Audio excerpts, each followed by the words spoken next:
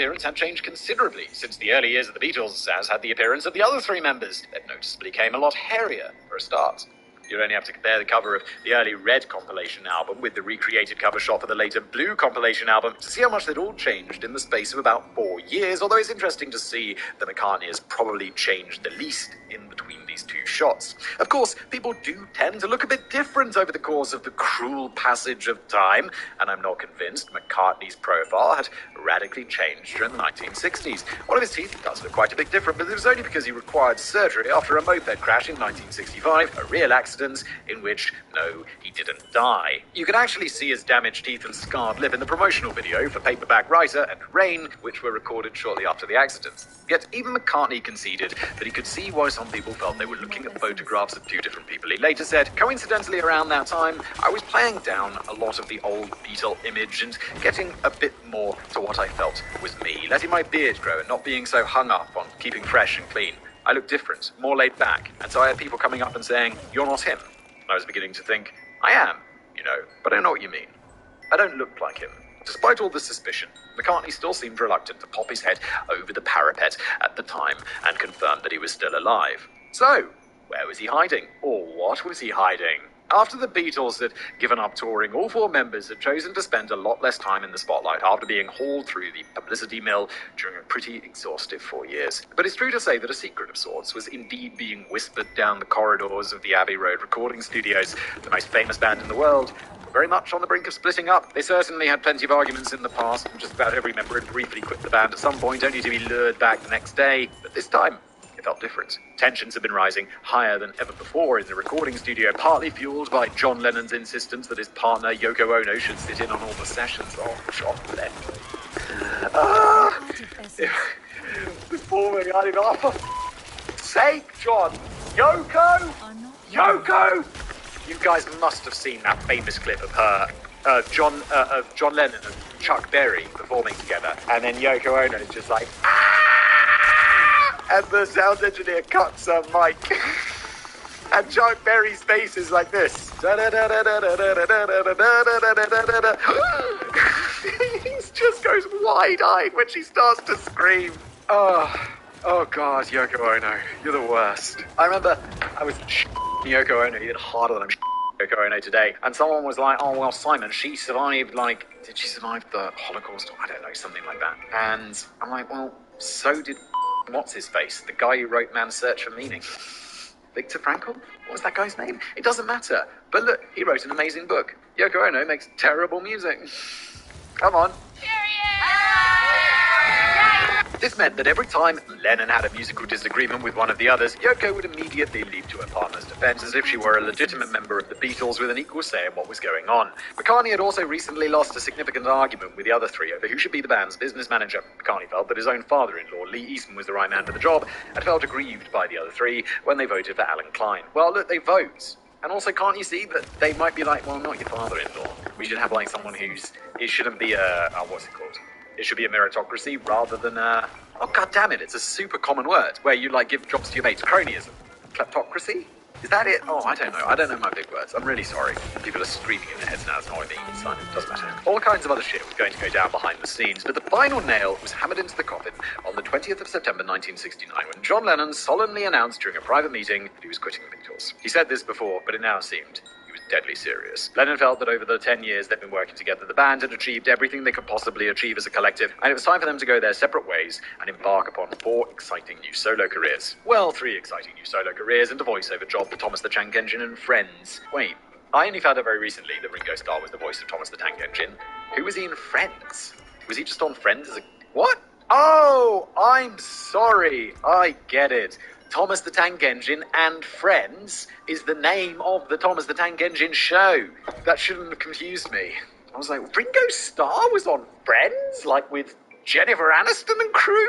It would be a while until the big news was made public, but in the meantime, McCartney decided to get away from it all. He retreated to his remote Scottish farm near Campbelltown and bolted down on the hatches with his new wife Linda, their 2-month-old baby Mary, and 6-year-old Heather from Linda's first marriage. However, whilst McCartney was lying low on the farm and enjoying a new life of blissful sheep petting far away from the prying eyes of the media, the band's press manager, Derek Taylor, was getting a bit edgy. He was becoming inundated with calls from DJs and TV broadcasters and fans in the US who all wanted to know if McCartney was dead or alive. Derek Taylor's patience was wearing thin, and he was keen for McCartney to provide an official statement confirming that his head was still very much attached to his neck. He called up McCartney on the Prime the Farm landline and explained that everyone's work was severely being disrupted by thousands of queries that they were receiving about his health. After hearing for the first time that he was supposed to be dead, McCartney's initial response to Derek was, "Oh, I don't agree with that." In fact, Derek made multiple calls to McCartney, practically begging him to do something. But the soon-to-be former Beatle was having none of it. He was busy on the farm and didn't have time for any of this nonsense. He's kind of right, because even if he's like, "No, I'm still alive," they're going to be like, "No, you're not, Billy!" And they're still going to call and they're still going to hassle. It's not going to change anything, because people who believe in conspiracy theories don't like logic. As far as he was concerned, it was better to just let it be.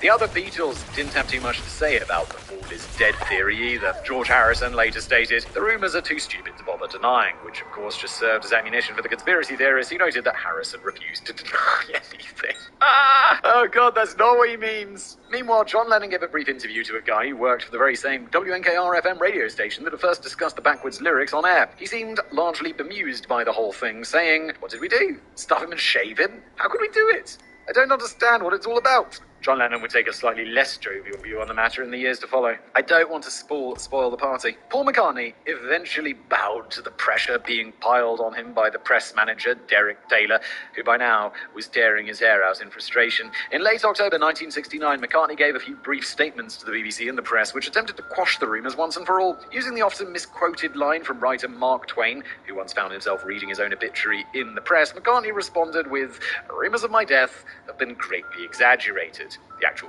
quote from Mark Twain is, "The report of my death was an exaggeration, but let's not split hairs, it is close enough." McCartney later expanded on this a little bit by saying, "If the conclusion you reach is that I'm dead, then you're wrong, because I am alive and living in Scotland." Let me guess, the next line is, nobody cared, and all the conspiracy theorists just kept on conspiring. It didn't make a difference, and he was right all along. But these statements weren't cutting it with the conspiracy theorists. After all, most press statements are unlikely to have really been written by the person to which they're attributed. These words could have been just put together by Derek Taylor in a bid to cut down on the number of reporters and fans hounding him every day. What we really needed was to see photographic evidence of Paul and Linda down on the farm, along with maybe a major in-depth interview. Or at least that's the conclusion reached by Life magazine when they dispatched reporter Dorothy Bacon and photographer Terence Spencer to sneak onto the farm unannounced and do just that. This wasn't going to be easy though. The only way of gaining access to the wildly remote McCartney farm was through a neighbouring farm belonging to a guy called Ian McDougall. But Farmer McDougall was very much on Team McCartney, and he had been asked to ward off any nosy reporters. Dorothy Bacon and Terence Spencer were to discover this for themselves when they arrived at McDougall's farm and were gruffly told to piss right off. Figuring that Farmer McDougall might also be likely to join this holy throng, they returned to his farm the following morning to find that nobody was around, allowing them to tiptoe to the McCartney farm. But now they had another problem to deal with. When Paul McCartney first caught sight of the duo arriving on his property, with Terence Spencer already snapping away with his camera, he was far from happy, as he'd reasonably expect. In fact, he charged at Terence Spencer with flailing fists, and followed this up by throwing a bucket of kitchen slop all over the photographer. Good for you. Taking these subtle hints, Dorothy Bacon and Terence Spencer made a hasty exit from the farm, but then McCartney had an unexpected change of heart, albeit one inspired by not entirely selfless reasons. He reasoned that he realised that Terence Spencer now had photographs of the Beatle attacking the photographer and throwing a bucket of kitchen slop all over him, which wasn't exactly the kind of image that McCartney was attempting to cultivate. I don't know, it makes you seem like a bit of a legend. I was just chilling out on my farm, some paparazzi showed up and started taking pictures, and I threw a bucket of, kitchen crap all over him. Who's not going to be, legend? So he jumped into his Land Rover and caught up with the duo to strike a deal. McCartney would provide Life magazine with a major cover story, a proper interview, and a whole collection of more appealing new photographs of life down the farm, but only if Spencer surrendered his less appealing photographs and involving fists and kitchen slop. A deal was struck, and even though it may have been achieved via very dubious means, Spencer and Bacon just had secured a major scoop for Life magazine. I bet Farmer McDougal was bloody livid. The front cover of the November the 9th issue of Life magazine featured a scruffy and unshaven Paul McCartney who looked like he'd just been dragged out of bed, posing on the farm with his wife Linda and children Heather and Mary. Alongside the headline, "The Case of the Missing Beatle, Paul is still with us." The most fascinating thing about the accompanying story is that during the course of the interview, McCartney dropped a major bombshell which wasn't followed up on at all by Bacon, Spencer, or Life magazine. Oh, I think I've heard of this. Is this where he announces that the Beatles is not together anymore? At one point, McCartney reveals the Beatles thing is over, which served as shocking confirmation that the biggest band in the world was splitting up. Yet it was left to other publications to delve further into the breakup of the Beatles. Life magazine just completely ignored this major news development because they were far too busy asking Paul whether he was sure if he wasn't dead.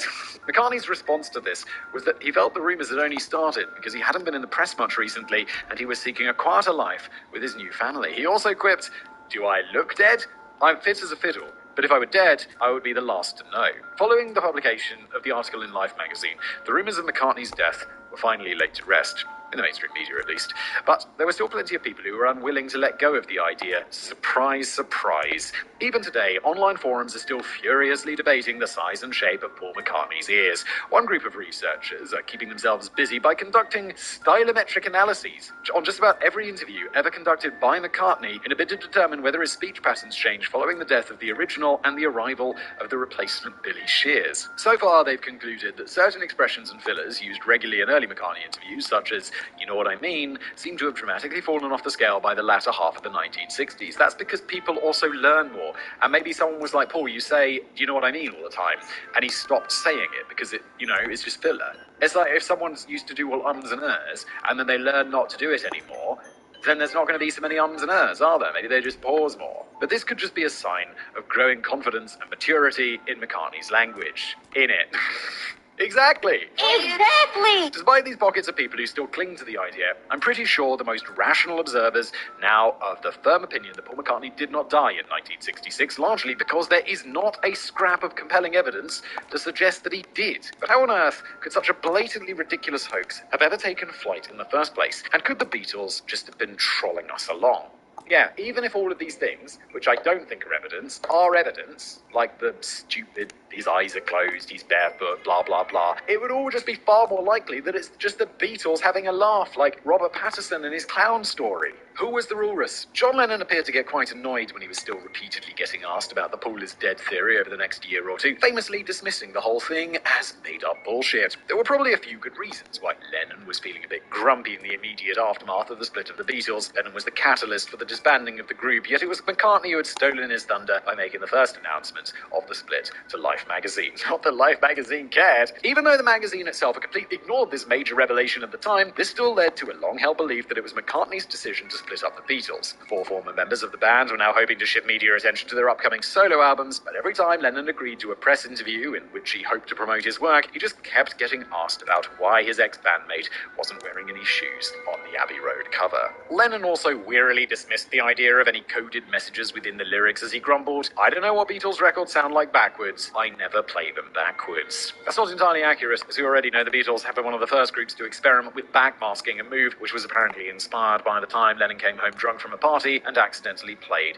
a Beatles track backwards. But what about the idea of deliberately planting coded messages within lyrics played in the right direction? All 4 members of the band have consistently denied doing any such thing, but there is a set of connected lyrics scattered across 2 songs which are separated by a year, which even some of the more cynical listeners have concluded must surely be a direct reference to the Paul is dead theory. And it's a story which begins with a walrus. Perhaps it's a mistake to even try and make any sense from the lyrics to the 1967 classic I Am the Walrus, a song notable for its insightful chorus, "I am the Eggman, they are the Eggman, I am the walrus, goo goog job." Apparently written by Lennon during several LSD trips, the song was partially inspired by the Lewis Carroll poem The Walrus and the Carpenter, although Lennon later lamented that he hadn't realised the walrus was the villain of the piece. He later noted, "I thought, oh shit, I picked the wrong guy. I should have said, I am the carpenter, but that wouldn't have been the same, would it?" The purposefully nonsense lyrics about sitting on cornflakes and elementary penguins singing Hare Krishna were believed to be Lennon's attempt to utterly confound the kind of people who were trying to find deep meanings buried within Beatles lyrics. He was just taking the piss. Yeah, it's amazing. All the people who believe this, the Beatles, who most of them are dead, are still trolling you today. It's the greatest troll of all time. But the walrus may be important, and one question still remains. Who was the walrus? Conspiracy theorists have observed that the walrus was considered to be a symbol of death in certain countries, so could it be that Paul McCartney was meant to be the walrus and the whole song was pointing to his recent death? Well, you wouldn't really think so. John Lennon wrote the song, so it's John Lennon who proudly sings I Am the Walrus. And it's even John Lennon dressed up as a walrus on the cover of the Magical Mystery Tour soundtrack on which the song is listed. However, if you glance at the sleeve notes, it seems as if the rarely used full title for the track is I Am the Walrus, Oh No You're Not, said Little Nicola. So what did this little Nicola know about the walrus that nobody else did?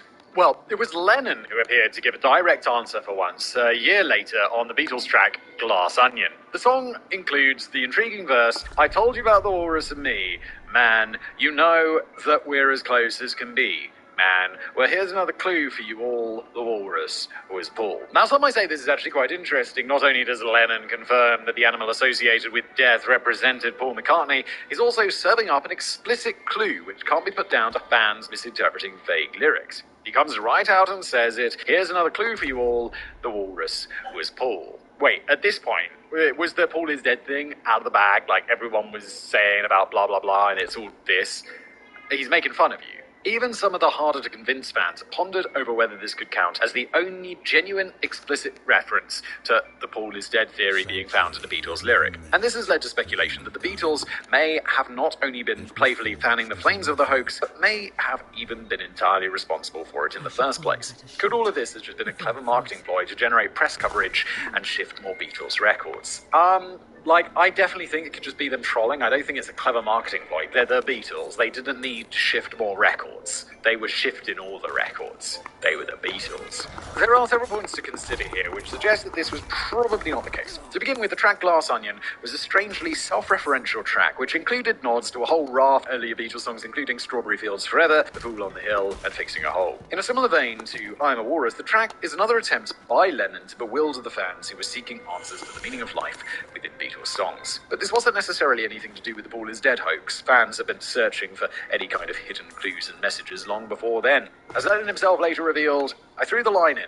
Walrus was Paul, just to confuse everybody a bit more. It could have been the fox terrier is Paul. I mean, it's just a bit of poetry. I was having a laugh because there'd been so much gobbledygook about Sgt. Pepper, play it backwards, stand on your head and all that. It's also worth noting that Glass Onion was recorded and released before the Paul is Dead mania took hold in the United States. Okay, so that's important. But I think it's just them having a laugh. It's just them trolling. Oh, one more thing. To the best of my knowledge, the walrus is not considered to be a symbol of death in any country. While some fans insist the walrus is the Greek word for corpse, or the animal is the Viking symbol of death, or that it represents death in Scandinavian countries, it just seems to be complete poppycock on about the same level as the lyrics to a John Lennon song after he'd taken too many disco biscuits. I mean, what kind of country would associate death with a walrus anyway? You might go for a raven, or a black cat, or a spider or something. Nobody is going for a walrus. John Lennon did make an indisputable reference to the hoax a few years later in 1971 on his solo track, How Do You Sleep, which comes across as a pretty vitriolic attack against his former bandmate McCartney. Oh shit, is that Beatles tea? Relations between the two ex-Beatles certainly seem to have deteriorated a little since the split. Throughout this track, Lennon ponders over how McCartney sleeps at night, suggests that he only ever wrote one good song, compares the rest of his stuff to bland music, and predicts that his pretty face won't let him get much further now. Perhaps it was decent of McCartney to rise above it, rather than respond with a track called At Least I Look Like I Take a Bath Now and Then. Yeah. McCartney, even now, he's an old-ass man. McCartney's quite good looking, right? Having said that, Lennon's track was supposed itself to be a retaliation to what he perceived to be earlier personal digs at himself and Yoko on McCartney's solo stuff. But here's... Yes, I like Paul McCartney. But here's one of the most intriguing lyrics near the beginning of Lennon's How Do You Sleep track. Those freaks was right when they said you were dead. The one mistake you made was in your head. Putting Lennon's dodgy grammar aside for now, this is a clear reference to the Paul is dead hoax, but it's interesting to note that Lennon condemns all the fans who subscribe to the theory as freaks. Yep. Again, rather like Paul McCartney, or should I say Billy, what was his name, Billy Shivers? Billy Shearer's Billy Shearing? I don't even remember. You know what? I don't even care. Admittedly, it sounds like he was in a foul mood when he was composing the song, but even so, it just doesn't seem likely that the bands themselves were involved in creating or fueling the hoax. Between the four of them, the Beatles just seemed to find the whole thing either amusing, baffling, inconsequential, or mildly irritating. And it's not like they ever needed to cook up a fiendish ploy to flog more records. They were the Beatles. Danny and I, same page. Yet you don't need a marketing stunt. You're the Beatles. Whether the band planted hidden messages of any other kind within their songs is up for debate. Plenty of other artists do it. I only recently discovered that the deeply enchanting 1982 hit Land of Make-Believe by frothy UK punk band Bucks Fizz is actually a heavily veiled attack on the policies of the then UK Prime Minister Margaret Thatcher and her government. It's never sounded quite the same since. Wow. Is that because you're a huge fan of Margaret Thatcher, Danny? Also, I've never heard of Land of Make-Believe. Anyway, let's move on. Or Bucks Fizz. I mean, I've heard of Bucks Fizz the drink. Is that an American thing as well? It's where you mix champagne with orange juice. It's quite delicious. Yum. But even if the Beatles were deliberately planting cryptic messages for listeners to solve, they would have been unlikely to admit it after the Charles Manson family murders of 1971. 9 murders were committed by the cult between 1969 and 1971, and their white supremacist leader, Charles Manson, claimed to have been influenced by lyrics on, wait for it, the White Album, which is cringe. Not the album, Charles Manson, and it being like, oh yeah, the Beatles, oh yeah. Manson felt that the Beatles were 4 angels that were mentioned in the Book of Revelation, and that the band were speaking directly to him in coded lyrics, which served as a warning of an impending race war. Well, I mean, it's Charles Manson. Who gives a shit?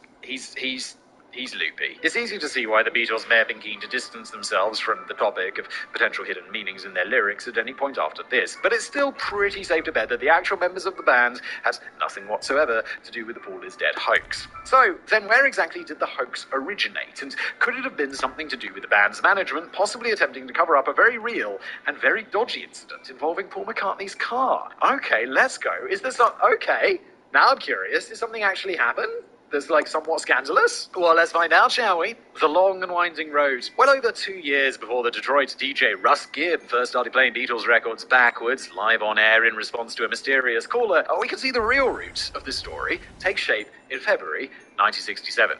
The Beatles Book Monthly was a relatively modest publication delivered exclusively to members of the official Beatles fan club, and the 43rd edition included a short and largely unremarkable news story which noted the following. Stories about the Beatles are always flying about Fleet Street. 7th of January was very icy, with dangerous conditions on the M1 motorway linking London with the Midlands. Towards the end of the day, a rumour swept London that Paul McCartney had been killed in a car crash off the M1. But of course there was absolutely no truth to it at all, as the Beatles press officer found out when he telephoned Paul's St John's Wood home and was answered by Paul himself, who had been home all day with his black Mini Cooper safely locked up in the garage. That's all well and good, but it may not have been entirely true. In fact, it might have been a bit of a porky. According to a 2012 book, The Man Who Killed Paul McCartney, by award-winning rock writer Jim Yoakum, Paul McCartney's black Mini Cooper was certainly not locked up safely in his garage. It had been completely wrecked in a genuine accident on the M1 motorway on the 7th of January 1967, just as the supposed rumours had suggested. However, McCartney himself hadn't been behind the wheel. It had all apparently started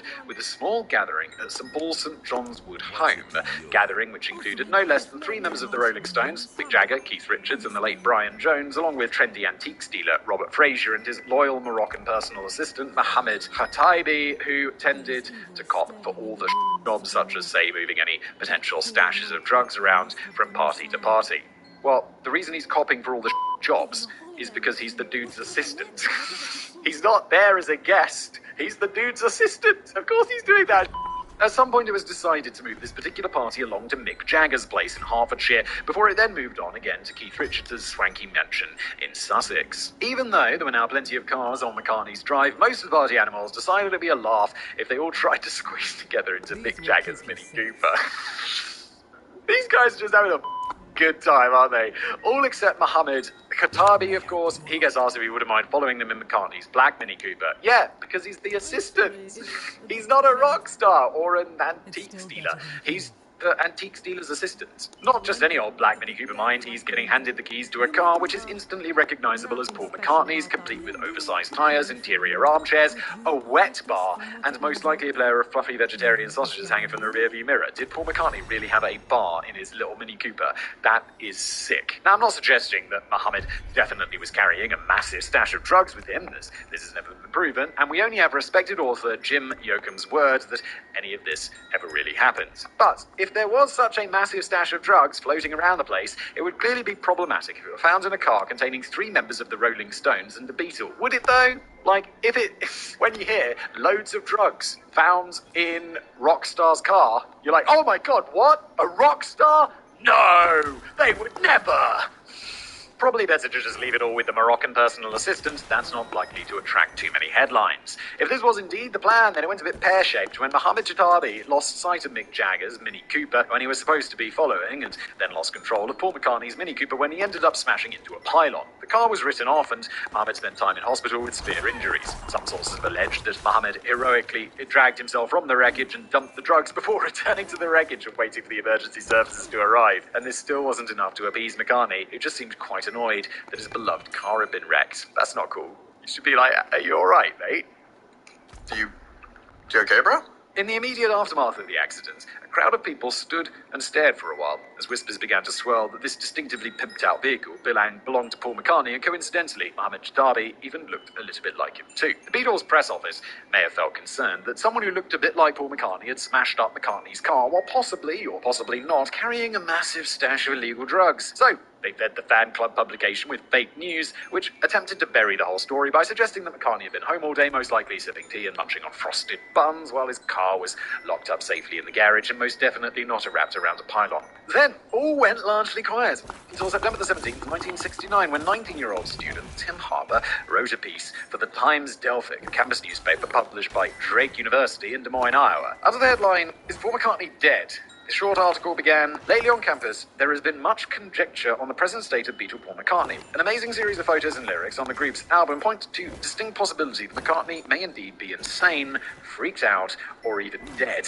Tim Harper admitted to never even owning a Beatles record himself, so he clearly wasn't much of a fan. He later reckoned that he'd just largely been talking about one student in particular, who later claimed that he'd heard the rumour from some anonymous local musician. Harper was just writing a conjecture piece which was supposed to entertain his fellow students and nothing more. You gotta be careful though. It's like, you're not writing entertainment, you're writing news. But it was within this small campus newspaper that we first see in print the theories relating to the backwards lyrics on the Revolution 9 track. McCartney walking barefoot across Abbey Road pedestrian crossing, and the supposed telephone number hiding in the reflection of the cover of Magical Mystery Tour. It was also this small article which inspired Tom Zarski, possibly a student at the same university, to phone up Detroit DJ Russ Gibb and encourage him to play Revolution 9 backwards on air. And just 2 days later, it was this radio broadcast which encouraged a guy called Fred LeBour to write an article for the Michigan Daily Paper, which is where things got really wild. Fred LeBour is better known these days, apparently, as the award-winning Grammy frontman for the comedy western group Riders in the Sky, in which he performs under the stage name of Too Slim.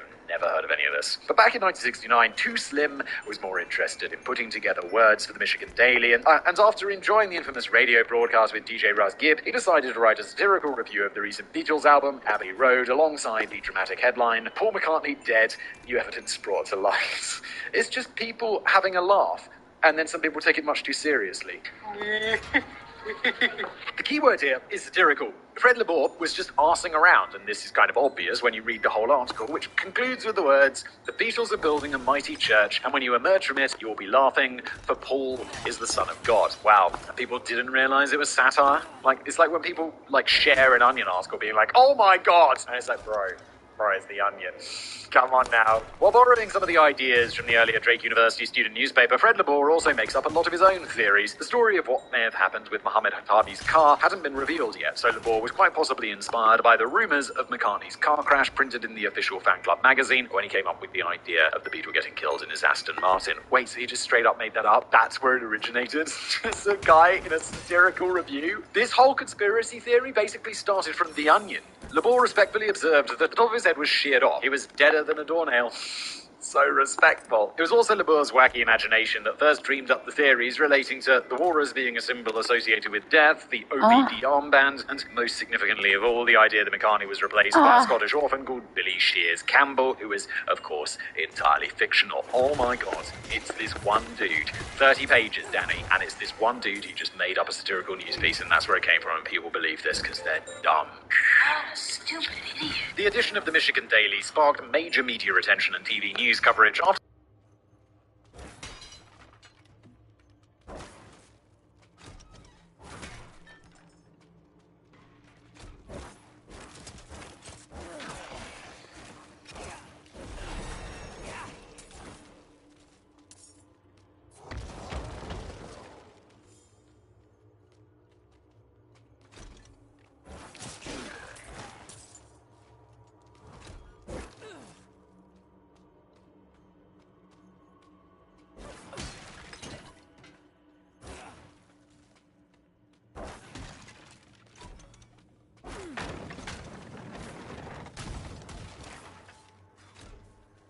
Demons.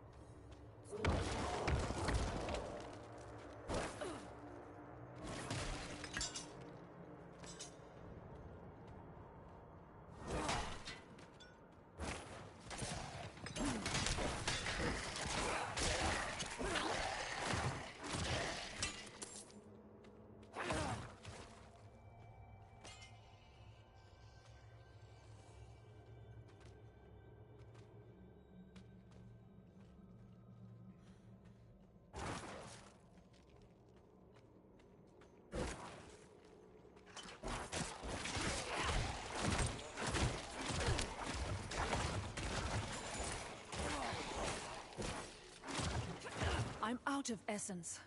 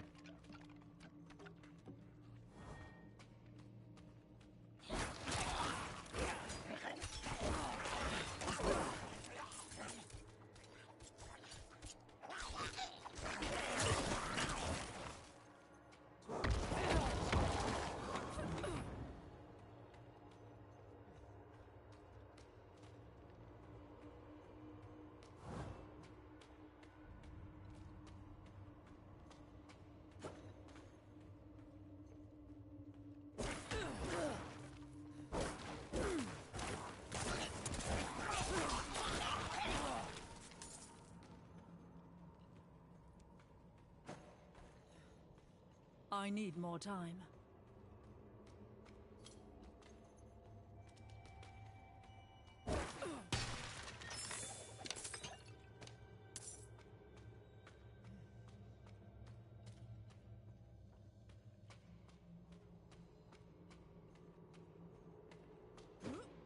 I need more time.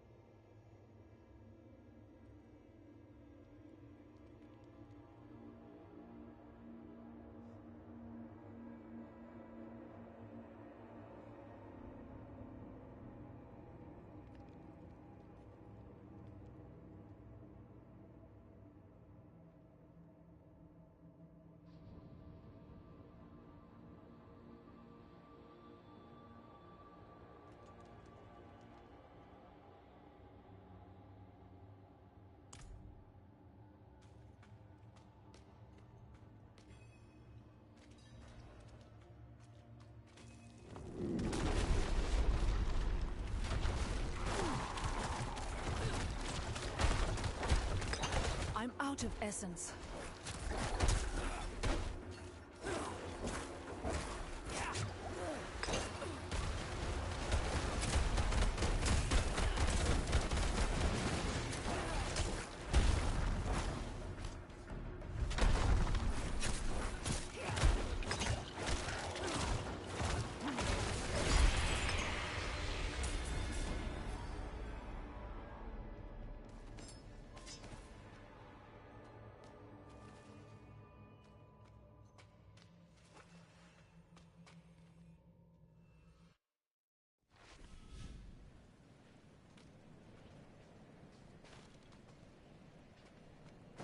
I need more time.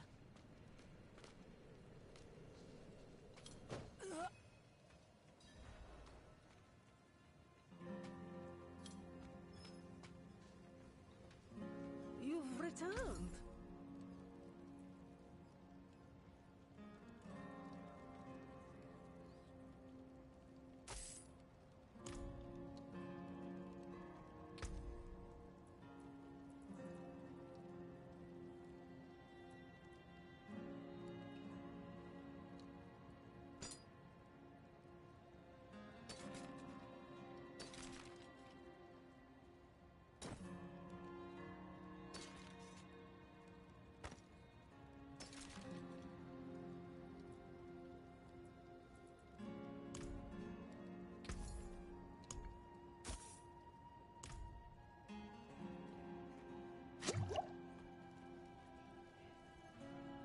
The old ruins are clear.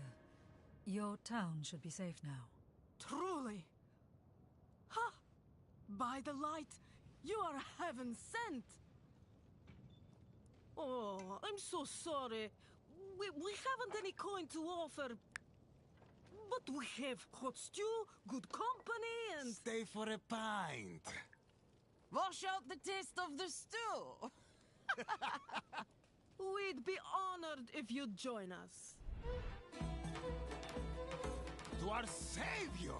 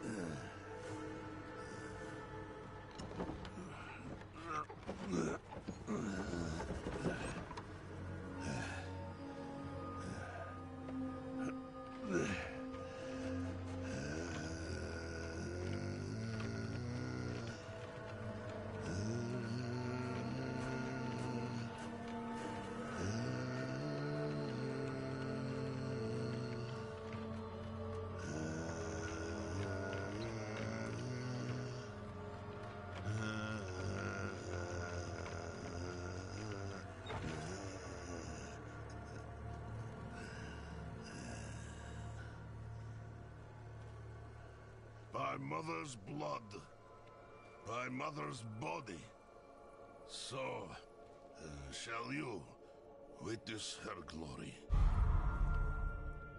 before you die.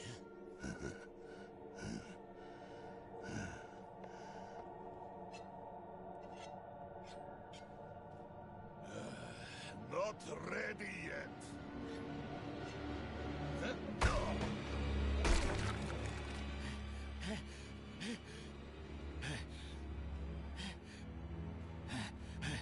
They're coming! The whole damned village! Get up! Get up! We have to fight our way out! There! Take them! May the light preserve us. Lost souls! All of you!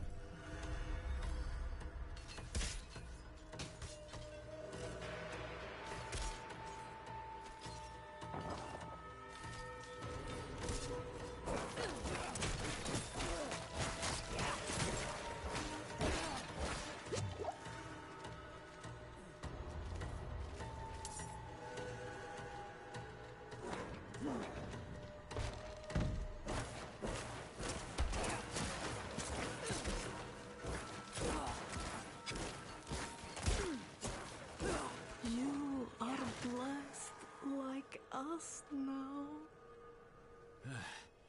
That was all of them. Light willing.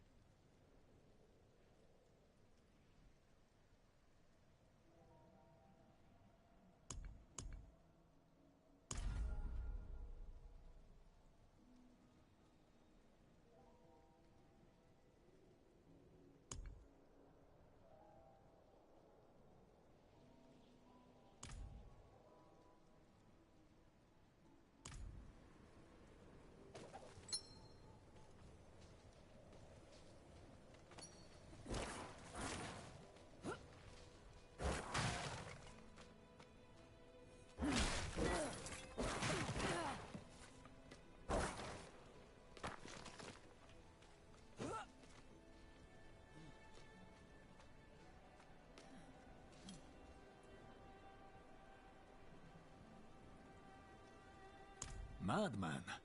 Those heretics drugged me after I returned from the ruins. Just like you. I came to my wits and escaped. Tried to get inside the chapel, but it was locked and... What manner of evil is this? Petals? Of blood? They must have fed them to me. A blasphemous ritual. How did they learn this? Perhaps the answer lies in the chapel. They kept it locked up for a reason. The key might be on that woman who was leading them.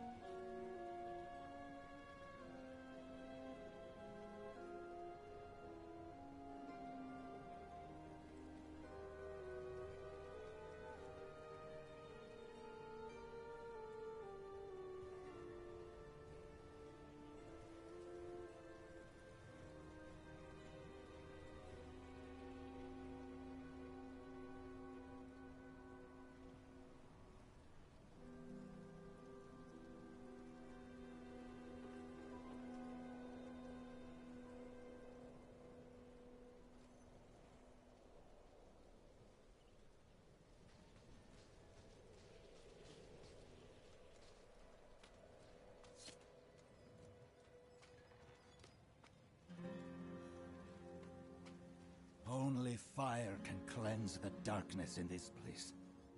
Have a look inside, but hurry. I will prepare the torch.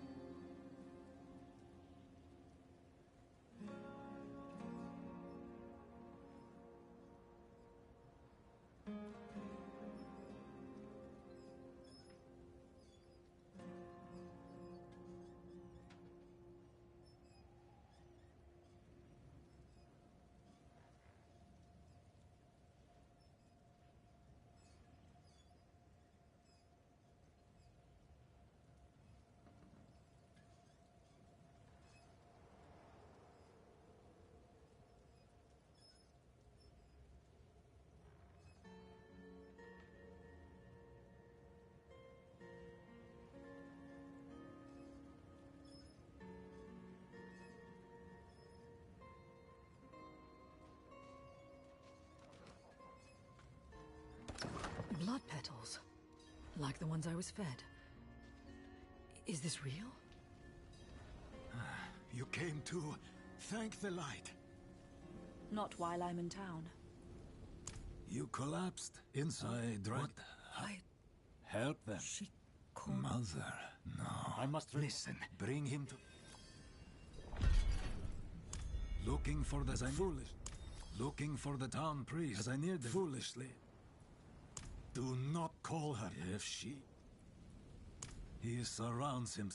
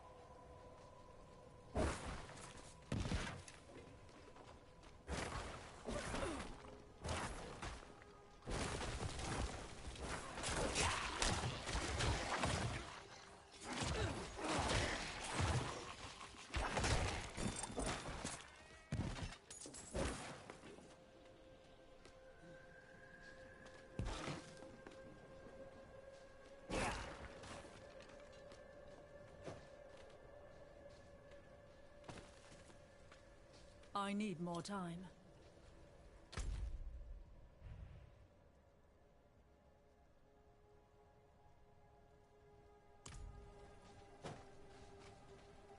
I'm not ready yet.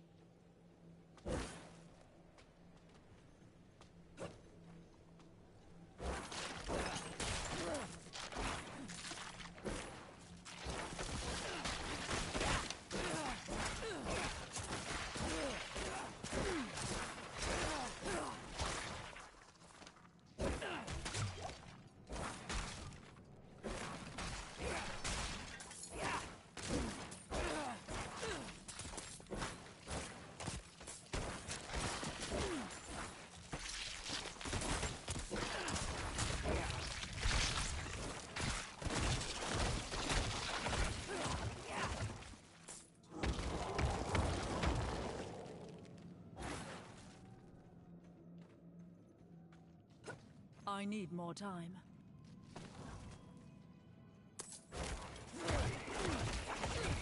I lack the required essence.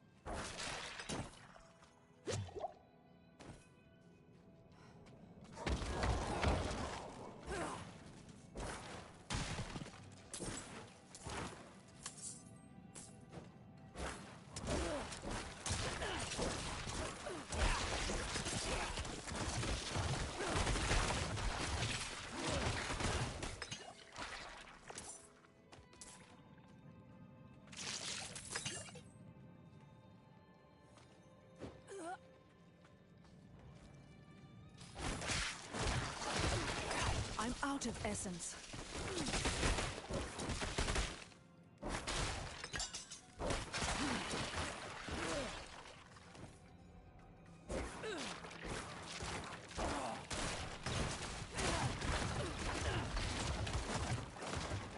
I need more essence.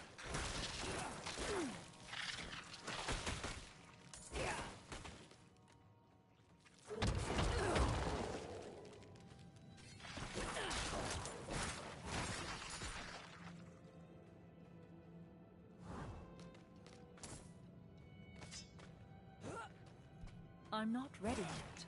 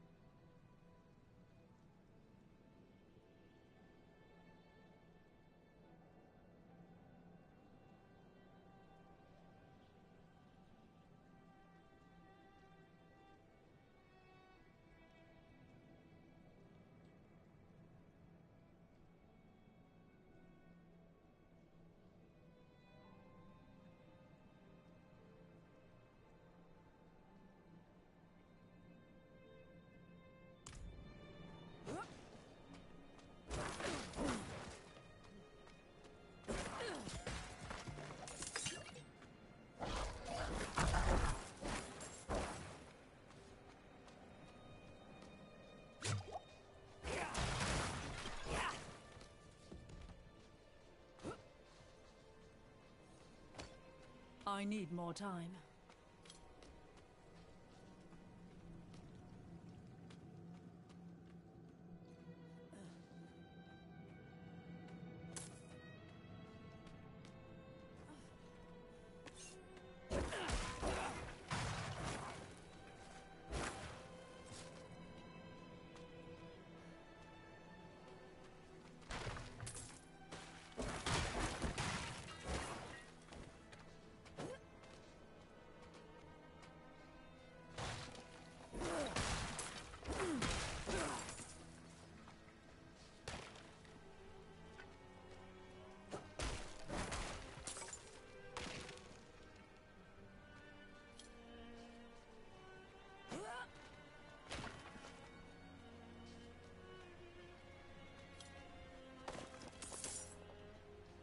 Road's blocked.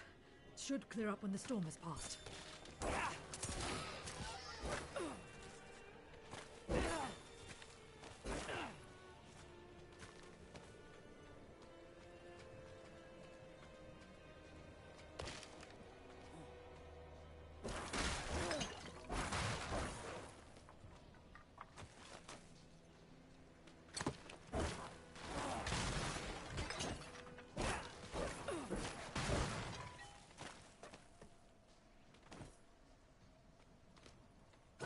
I need more time.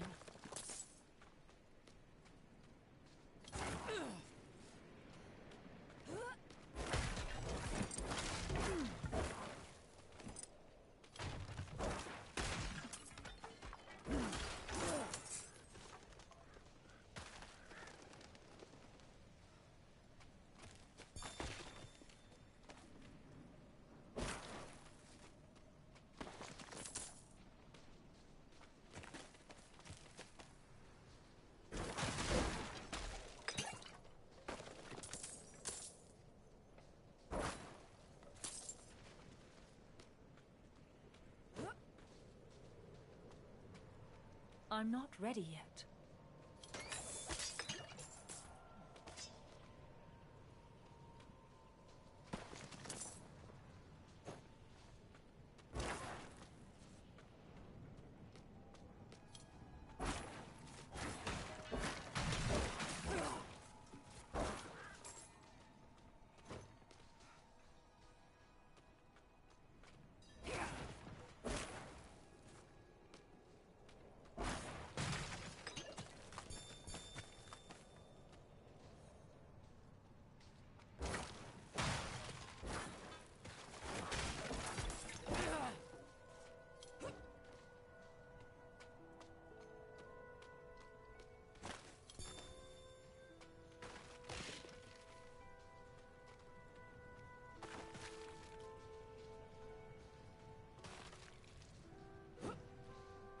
I'm not ready yet.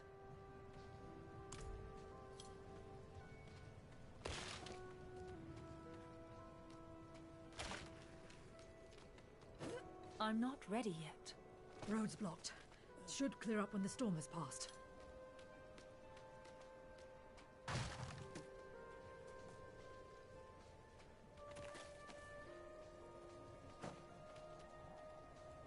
I'm not ready yet.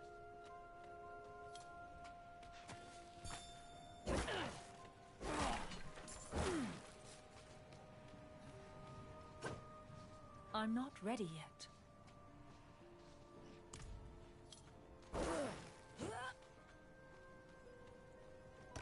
Is anyone here?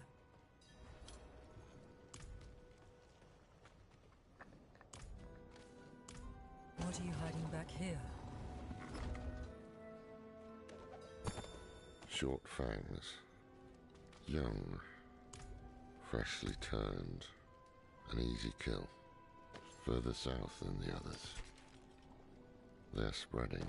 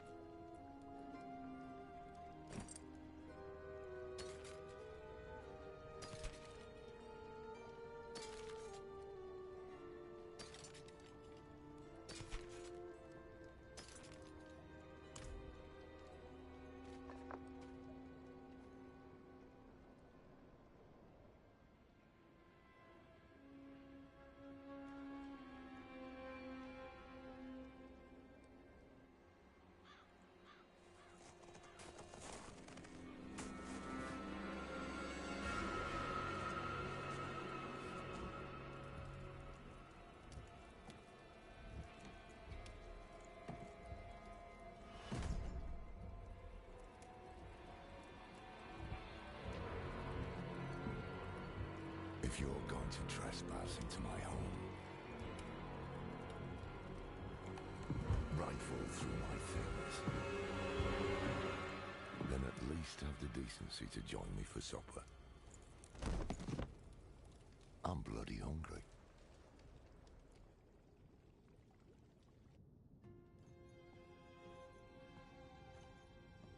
That's quite the story. I wish it wasn't true, but it is. Why did I have that vision? Thank those friendly villagers. They gave you the blood of Lilith. The blood of a demon. Not just any demon. The daughter of hatred. The mother of sanctuary. She was banished ages ago. But this world is her creation. It was prophesied she would come back. What does she want? That's the question. Sanctuary has always been trapped amid the eternal conflict. A war between angels and demons. But Lilith serves neither side. She has her own plans for us. And me. Am I corrupted? Not sure yet. But you two share a connection. What will you do about it? Use it. Find out what she's after. Good. Then we're in this together. Rest while you can. Then we'll start in Kyovashad. If we can't stop Lilith, we'll all be damned.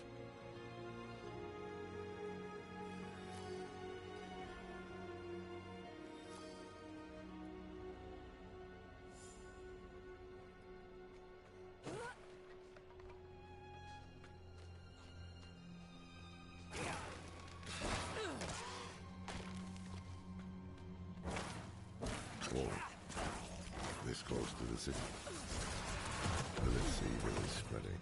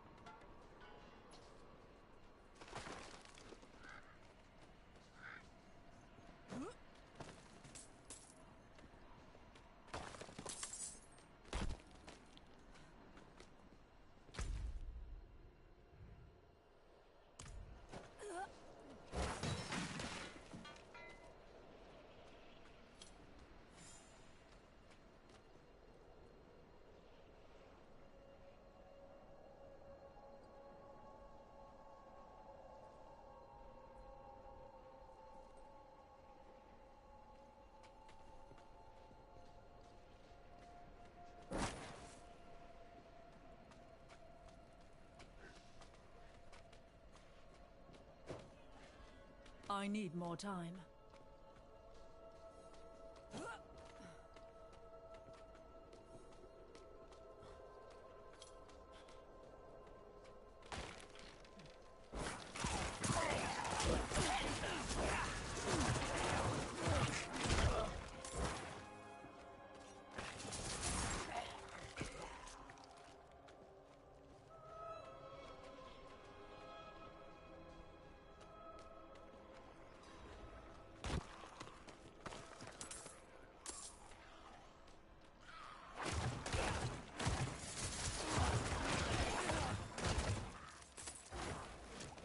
thought I'd live to see all this.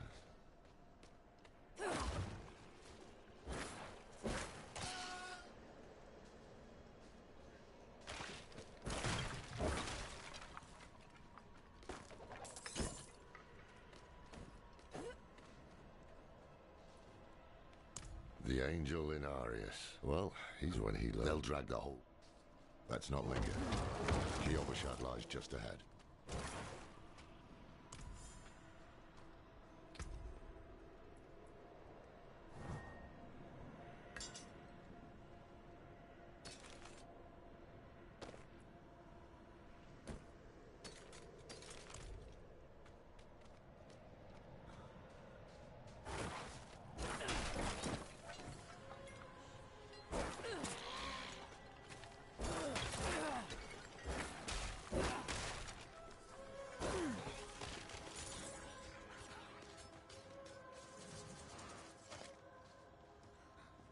Hold.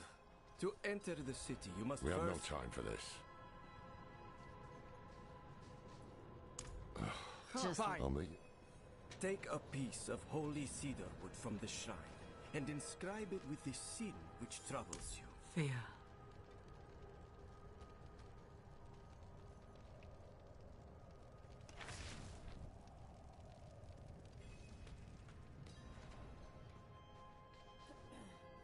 Good. Well,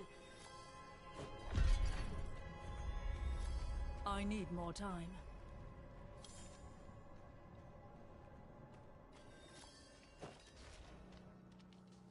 So, what did you write on that piece of wood? Sacrificing. Summoning demons. Well, the cathedral... Well, they never mentioned... There was a prophet in Arius that... Cracked hooves, sway back, cloudy eyes.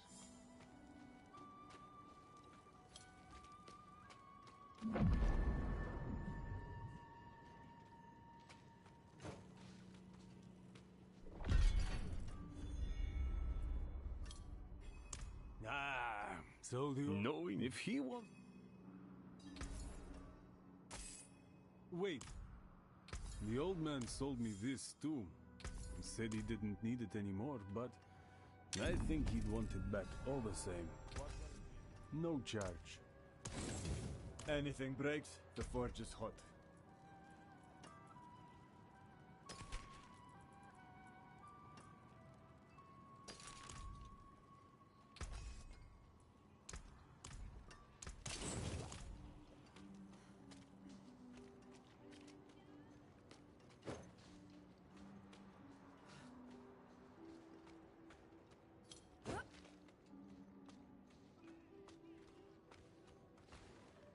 The new militia... Mind giving them a I'll handle it.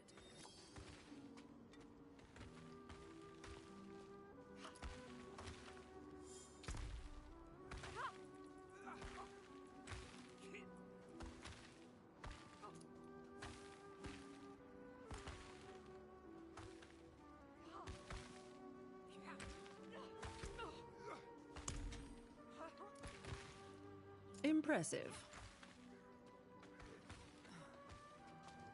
Thanks. Damn cold, isn't it? But at least we're safe. Beyond these walls.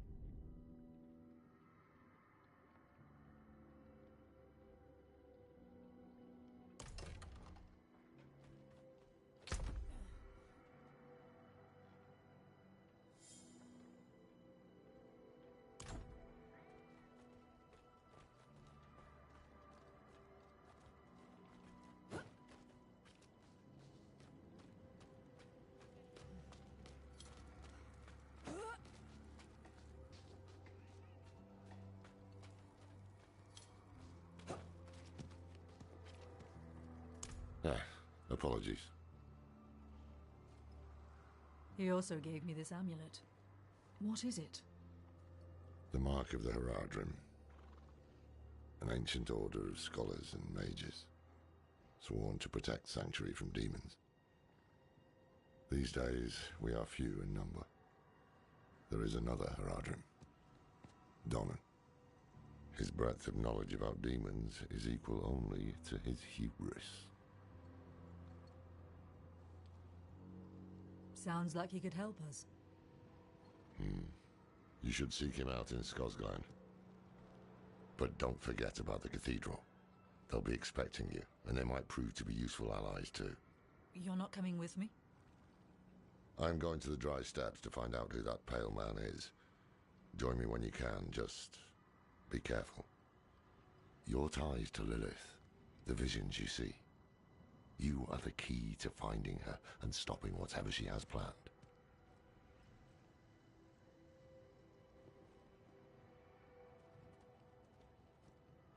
Sometimes our paths in life are set to collide. We just don't know it. Whether it is by accident or fate's hand, there is nothing we can do about it. The wanderer lost in the storm, fed the blood of Lilith, saved by a lone monk. Different lives and incidents drawn together. By what?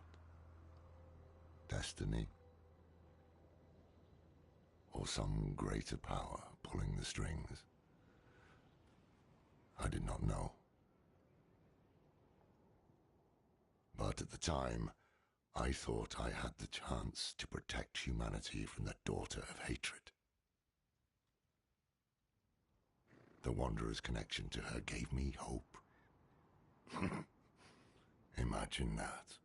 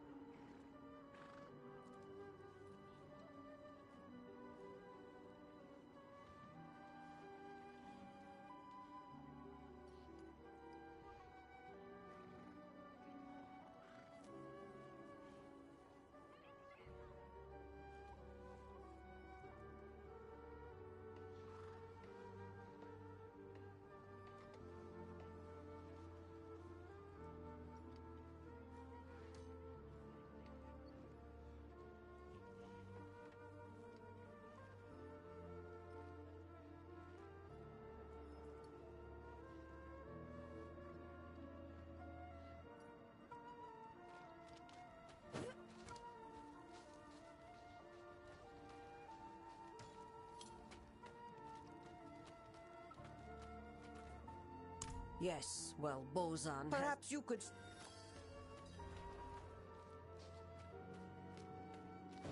I need more time.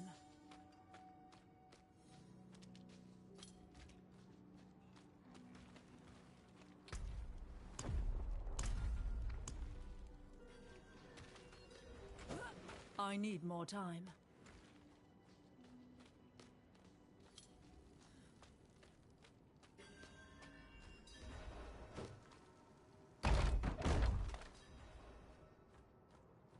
We were born in sin, children of darkness.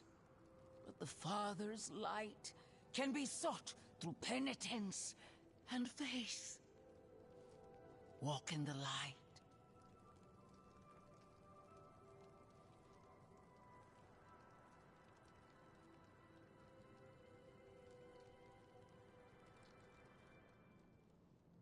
We must be ever vigilant against sin, brother.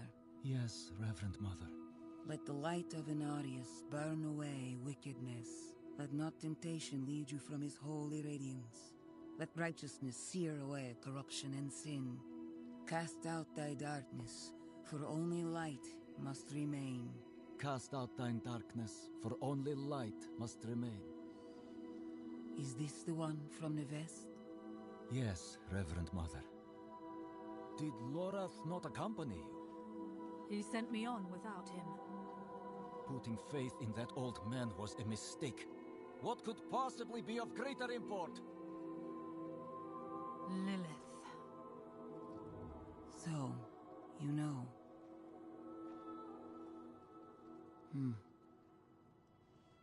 We have received word from one of our knights of a demon sighting in Gale Valley.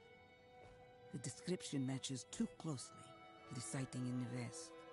If you would travel to Yelesna and take stock of the events there, you would have the gratitude of the Cathedral of Light. I had thought to send Lorath, but... Again, he fails in his duty. With or without Lorath, the will of Inarius shall be done. Here, take the knight's report before you go. Reverend Mother, I received a report of a potential demon sighting. Horned woman near Yelesna Mines. Performed routine inspection, nothing yet. Sent in priest and escort of knights. We'll report in when we find something.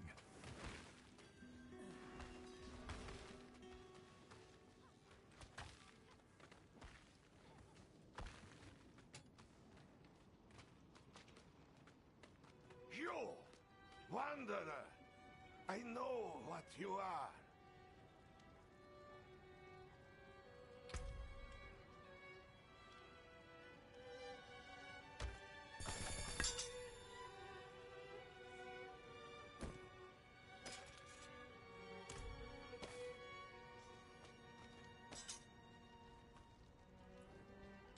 I know what you are. Joseph told me. He told me about Nevesk, about the blood, about your vision. You think you were saved. Fool. A demon's blood is alive. It will eat you from within until all that remains is her. Go to Nevesk, go! You will see the truth there.